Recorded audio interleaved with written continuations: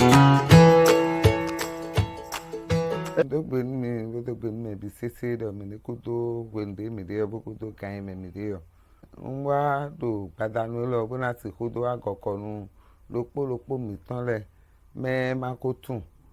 si kan alo me ka Qotto bo ma ka ko le monukunu je me tin a nwa bo na ti Qotto ado ko se do ye do kan ho lo me bo na ti kre lopo itan le do le Qotto nu de we bo nu dagbe re ye ko no tun wa ne de tu no wende do Qotto nu mi o keti di mi pele bondo nu ele tin o e kana yan tin a e na to ta me tin bo e na je tagba lo ti bo e ma to na le amo me de ya bo me ka do Qotto nu mi do e mi le blu bo yan bondo yin mo yen le na blu na pon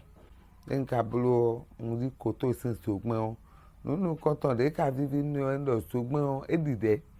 sogbon dide ti tengbe bo atena tun do je pano sole pon o ero aso wa we ya en ka do ko su ndo tagba de ya do nu ka inu de bo gbere ya ti pe no yen yi kaka je fi no te je iwe du de fo wan mi ya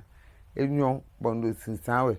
bo nu ndo je nu asanti de kinun de o bo we si vo na blu nu na blu be ma na wa nu na no yoloji nka yo Qotto wele binu kan de bu me o e no si on me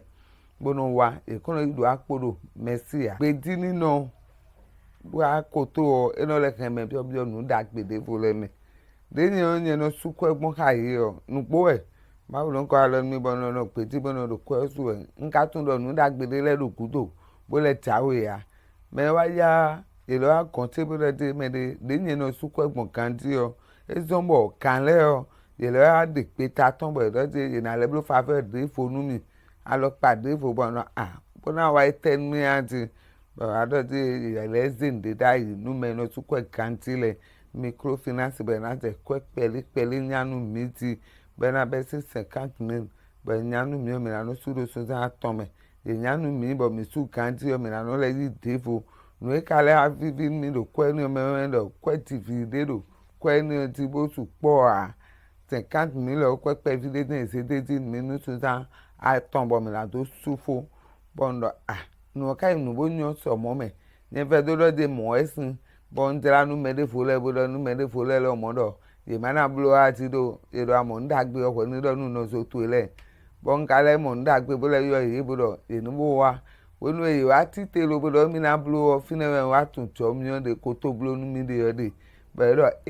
ekun inu me biton o ekun mele bi pa o emi se dai na bona na o do me no su ko kandile o yewe emi se dote bona ti hublo ha donc fe lopo mi ton le de ko do Qotto me le do mi ni no peti bo su ko mi ton le bo blo nu ete o ajo le de bo Qotto na do mi teme de mi ma te ni pon me ma ka ko bi o me lo yi na du peton bona mo dagbe de do Qotto me o no akuno ni donu. Qotto, vivez mieux.